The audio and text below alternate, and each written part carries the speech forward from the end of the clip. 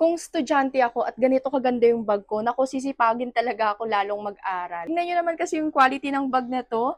Ayan, this is from Coral Daisy and sobrang cute talaga ng mga binibenta nilang ganitong klaseng bag. 'Di ba, estudyante ka lang pero puwede ka nang dumiretso sa trabaho kasi parang pang-office bag din siya and super minimalist lang yung design. Ganyan lang siya, color white lang 'to and then yung pinaka-strap niya and pinaka-design is color pink. Ang laki niya rin kaya marami ka talagang malalagay sa loob. Kaya nag-try na ako maglagay dito ng mga notebook para mapakita ko sa inyo na super spacious talaga niya.